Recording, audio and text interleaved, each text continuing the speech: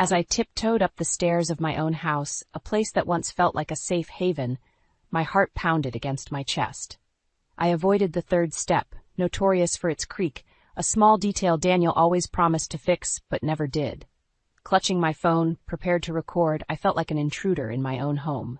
The murmur of voices from the bedroom grew louder with each step. Pressing my ear against the door, my breath hitched. The voices belonged to Daniel, my husband of a decade, and Emma, his ex-girlfriend he casually referred to as just an old friend. Hearing Daniel's voice, laced with a familiarity that made my stomach churn, I silently started recording. "I never thought I'd run into you again working at that gas station. This must be fate," he said, his tone intimate and unsettling. "Ah, why did I marry her? Why did you marry your husband?" His words, dripping with disdain, were a sharp jab to my heart. "I thought she'd be docile, easy to control. If I can control the money, I can spend however I want," he continued, each word slicing through me. Emma's giggling followed. "A free housekeeper?" she teased. Their laughter was a cruel melody that filled the room. The raw spite in their conversation was overwhelming. My hands shook with a mixture of rage and heartbreak. How could Daniel, the man I had loved and trusted, speak about me with such malice? Pushing the door open, I confronted them. Their shocked faces briefly satisfied the storm inside me, but it wasn't enough. Not even close. "So, this is what you really think of me?" My voice was eerily calm, belying the turmoil inside. Daniel fumbled for words, but I wasn't there to listen. I came for something else. Retribution. "You're going to regret every single word," I whispered, more to myself than to them. I turned and left them scrambling for excuses I had no interest in hearing. Descending the stairs, a plan began to crystallize in my mind. Daniel had unveiled his true self, and it was time for him to face the consequences of his actions. I would see to that. As I sat in the dim light of the living room, the shadows seemed to mock me, echoing the darkness that had settled in my heart. The events of the evening replayed in my mind, each word cutting deeper than the last. But amidst this turmoil, memories of the past crept in, unwelcome yet persistent. I remembered the first time I met Daniel. It was at a mutual friend's birthday party. He was charismatic, his laughter infectious, and his interest in me flattering. "You have this warmth about you, Laura," he had said, his eyes locked with mine. "It's so rare and genuine." I was swept away by his charm, believing I had found someone who truly saw me. But as our relationship progressed, so did the subtle changes in Daniel. The man who once admired my independence began to question it. "Why do you need to work so hard? I can take care of us," he'd say, his words initially sounding like care but slowly morphing into control. The night we got engaged, I remembered feeling a twinge of doubt. "Are you sure about this, Laura?" my best friend Julia had asked, her eyes searching mine for uncertainty. I brushed her concerns aside, convinced that love would conquer all. But love wasn't enough to blind me from the truth. Daniel's mask began to slip after our wedding. His sweet words turned sour, his gestures of care became constraints. "A woman like you should focus on the home," he'd insist, chipping away at my confidence and independence. It was the same story every day. Daniel would come home, his eyes scanning the house for any imperfection, any excuse to belittle me. "What have you been doing all day? This place is a mess," he'd snarl, even when everything was spotless. I tried to hold on, to believe that this was just a phase, that the loving Daniel I knew was still there. But that night, hearing him with Emma, shattered any illusions I had left. The man I married was a facade, a cruel illusion. Rage simmered within me, not just for his betrayal, but for the years of manipulation, for making me doubt my worth. But this rage was different. It was clarifying, empowering. It was the catalyst I needed. "I won't be a victim anymore," I whispered to the empty room. Daniel had made his choice, and now it was time to make mine. It was time for him to learn that the woman he thought he could control was not going to bow down any longer. The morning light did nothing to ease the turmoil inside me. Over a cup of coffee that tasted more bitter than usual, I dialed Julia's number. She answered on the second ring, her voice heavy with concern. "I need your help," I said, my voice steady despite the storm raging within. "I'm setting a trap for Daniel, and I need you to play along." Julia didn't hesitate. "Whatever you need, Laura, I'm here for you." The plan was simple yet effective. I told Daniel about a spontaneous weekend getaway with Julia. His reaction was predictably self-centered. "Sure, go have fun. You deserve a break," he said, barely looking up from his phone. The smirk that followed told me everything I needed to know. On the day of our supposed trip, I packed a bag and left, making sure Daniel saw me. But instead of heading to the airport, I drove to a nearby cafe, a strategic spot with a clear view of our house. Julia joined me there, her presence a comforting reminder that I wasn't alone in this. We didn't have to wait long. An hour later, Emma, clad in a black dress and oversized sunglasses, appeared on our street. She glanced around nervously before slipping into my house. "Got you," I muttered under my breath. Julia placed a hand on my shoulder. "What now, Laura?" "Now we wait," I said, my eyes fixed on the bedroom window. The waiting was the hardest part. With each passing minute, my resolve hardened. I thought of all the lies, the disrespect, the betrayal. It wasn't just about catching them in the act. It was about reclaiming my life, my dignity. Finally, after what seemed like an eternity, I made my move. Quietly unlocking the front door, I tiptoed up the stairs, the same stairs I had ascended just nights before. The murmurs from the bedroom were clearer this time, their laughter echoing in the hallway. Without a word, I flung open the bedroom door. The look on Daniel and Emma's faces was priceless, a mix of shock, fear, and guilt. But I didn't linger for explanations or excuses. "You're pathetic, both of you," I spat out, my voice laced with contempt. Without another word, I left them scrambling to cover up their indiscretions. As I walked out of the house, a sense of satisfaction washed over me. It was the first step towards my freedom, towards a life where I was no longer a puppet in Daniel's twisted game. The morning after my confrontation with Daniel and Emma, I awoke with a sense of purpose I hadn't felt in years. As I sipped my coffee, the events of the previous night replayed in my mind, fueling my determination. I called Julia, who answered with a worried tone. "Laura, how are you holding up?" "I'm fine, Julia. More than fine, actually. I'm ready for the next step," I replied, a steely edge in my voice. I had a plan, one that would not only expose Daniel, but also leave him with a taste of the humiliation and pain he had caused me. "I need you to spread the word about Daniel and Emma. Let everyone know what kind of man my husband really is," I instructed Julia. Without hesitation, Julia agreed. "Consider it done. Everyone will know the truth about Daniel." The wheels were in motion, but I needed to confront Daniel one more time. I wanted him to see the consequences of his actions, to understand that he couldn't treat people like disposable objects without repercussions. I returned home unexpectedly, finding Daniel in the living room, a picture of guilt. "Laura, he began, but I cut him off. "Save it, Daniel. I know everything. And soon everyone else will too," I said, my voice calm but laced with venom. Daniel's face turned white. "What do you mean, everyone else?" "Oh, I made sure our little suburban community knows all about your affair with Emma. How does it feel, Daniel, to be exposed for who you really are?" I asked, the satisfaction evident in my tone. Daniel stammered, trying to formulate a response, but it was clear he was shaken. "You can't do this to me, Laura. You're ruining my reputation." "Your reputation?" I laughed bitterly. "What about my life, Daniel? What about the years I spent living with your lies and manipulation? This is just the beginning. You'll see what it's like to have your life turned upside down." As I turned to leave, I left Daniel with a final thought.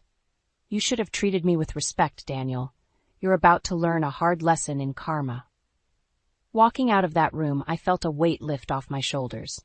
I had taken control of my story, and while the road ahead would be challenging, I was ready to face it head-on, free from Daniel's shadow. The next morning dawned with a sense of inevitability. I knew that the fallout from my actions was just beginning. As I prepared my breakfast, my phone buzzed relentlessly. Ignoring it, I relished the brief moment of calm before the storm. Finally, I answered, already knowing who it would be. "What do you want, Daniel?" I asked, my voice icy.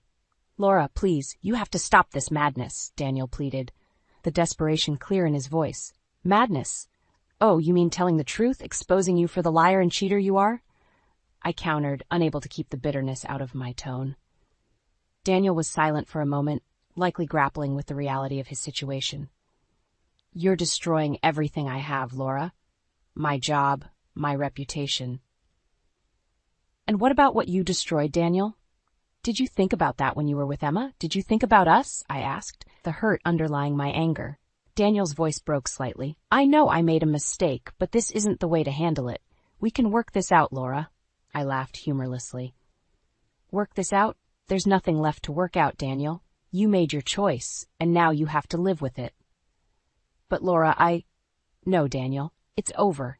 You've lost the right to have a say in how I handle this. You lost that right when you betrayed me, I interrupted, cutting him off. There was a long silence on the other end of the line. I knew that Daniel was finally starting to understand the gravity of his actions. Goodbye, Daniel, I said firmly, ending the call. As I put down the phone, I felt a mixture of relief and sorrow. I had set my plan in motion, and there was no turning back now.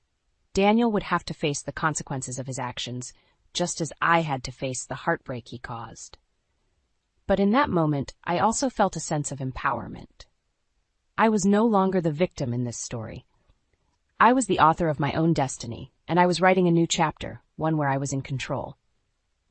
The days following my conversation with Daniel were a whirlwind of emotion and activity. Word of his infidelity had spread like wildfire, and the once respected man found himself the subject of whispers and sidelong glances. It was the beginning of his unraveling, and in a twisted way, it was satisfying to watch. I was sitting in my living room, the silence of the house echoing around me when I heard the front door open. Daniel walked in, his usual confident demeanor replaced by one of defeat. Laura, we need to talk, he said, his voice void of its usual command. I looked up at him, my expression stoic. There's nothing left to say, Daniel. He took a deep breath, desperation creeping into his voice. Please, Laura, I know I've made mistakes, but we can fix this. We can go to counseling, start over. Start over? I interrupted, my voice rising. After everything you've done, you think we can just start over? You destroyed our marriage, Daniel. There's no coming back from that. Daniel's face contorted with frustration. You're being unreasonable, Laura. You're letting your emotions get the better of you. My emotions? I laughed bitterly. My emotions are the only thing keeping me sane right now. You betrayed me, Daniel. You humiliated me, and now you have to live with the consequences. Daniel stepped closer, his voice softening. I love you, Laura. I never wanted to hurt you. I stood up, anger coursing through me. Love? You don't know the first thing about love. Love isn't deceit and betrayal. Love isn't sneaking around behind your partner's back. Daniel reached out, but I stepped back. Don't you dare touch me. He stopped, his hand hanging in the air. What do you want from me, Laura? I want a divorce, Daniel. I want to be free from this lie of a marriage, I said, my voice unwavering. Daniel's face fell, the realization finally sinking in. A divorce. Yes, a divorce. It's the only way I can start to heal from the damage you've caused. Daniel looked defeated, the weight of his actions finally dawning on him. He nodded slowly, a silent acceptance of the end. As he left the house, I felt a sense of liberation. The path ahead would be difficult, but for the first time in a long time, I felt hopeful. I was taking back my life, one step at a time. The decision to divorce Daniel was like setting a heavy burden down, but with it came a flood of practicalities and legalities. I spent days gathering documents and speaking with lawyers, ensuring I was prepared for the road ahead. One afternoon, amidst a pile of paperwork, the doorbell rang. Standing on my doorstep was Daniel, looking more haggard than I had ever seen him. His eyes were desperate, searching. Laura, I've been thinking, we can still fix this. We can start over, maybe move to a new place, a fresh start, he pleaded, his voice shaky. I leaned against the doorframe, arms folded. Daniel, it's over. There's nothing left to salvage. He took a step closer, his desperation palpable. I can change, Laura. I'll do anything. Change, I scoffed. You had years to change. This is just you trying to avoid the consequences of your actions. Daniel's face hardened. You're being vindictive, Laura. You're just trying to punish me. Punish you? I asked, my voice rising. You think this is about punishment? This is about respect, something you never showed me. He ran a hand through his hair, frustration etched on his face. What do you want from me? I want a divorce, Daniel. I want to be free from this toxic relationship. I want to find happiness, something you never cared about. Daniel's posture deflated. You really won't give us another chance? There is no us anymore, Daniel. You made sure of that, I replied, my tone final. He stared at me for a moment, a mix of sorrow and anger in his eyes, then turned and walked away. I watched him go, feeling a mix of relief and sadness. This was the end of a chapter, but the beginning of something new for me. In the days that followed, I received calls from mutual friends, some expressing support, others unsure of what to say. It was clear that Daniel's image in our community had crumbled. The man once admired was now seen for who he truly was. As I sat in my now quiet house, I realized this was my chance to rebuild, to create a life that was truly mine, free from the shadows of deceit and manipulation. Daniel's downfall was his own doing, and I, at last, was free to move forward. The divorce proceedings were draining, a constant back and forth of legal jargon and negotiations. But with each signed document, I felt a piece of my old constrained life fall away, replaced by a sense of liberation and new possibilities. One brisk morning as I sat in my attorney's office, the final papers were presented to me. My hand was steady as I signed my name, officially ending my marriage to Daniel. It felt like signing a declaration of freedom. Leaving the office, I couldn't help but reflect on the journey. The pain, the betrayal, and finally, the vindication. It wasn't just about getting revenge on Daniel, it was about reclaiming my own life. As I walked through the park, the crisp air felt refreshing, almost symbolic of my new start. I passed couples walking hand in hand and families playing on the grass, each scene a reminder of what life could offer beyond the confines of a toxic relationship. Later that day, as I sat in my now quiet and peaceful home, I received a call from Julia. "Laura, have you heard about Daniel?" I paused, a twinge of curiosity mingling with indifference. "No, what about him?" "He's struggling, Laura. Lost his job, his friends. He's a shadow of the man he once was. It's like he's gotten a taste of his own medicine," Julia said, a note of satisfaction in her voice. I sighed, feeling a complex mix of emotions. "Julia, I don't take pleasure in his suffering, but he brought this upon himself. It's the result of his actions, not mine." "You're right, Laura. You've handled this with such strength. So what's next for you?" Julia asked, her voice warm. I looked around my home, a place that once felt like a prison but now felt like a sanctuary. "I'm going to start living for myself, Julia, rediscover my passions, maybe travel, meet new people. I have a whole world to explore, and for the first time in a long time, I'm excited about the future." There was a lightness in my heart as I spoke, a sense of adventure and hope. The journey had been difficult, but it led me to this moment of self-realization and empowerment. "I'm proud of you, Laura. You deserve all the happiness in the world," Julia said, her voice filled with affection. As we ended the call, I realized that this wasn't just the end of my marriage. It was the beginning of a new chapter in my life, a chapter where I was the author and the story was mine to write.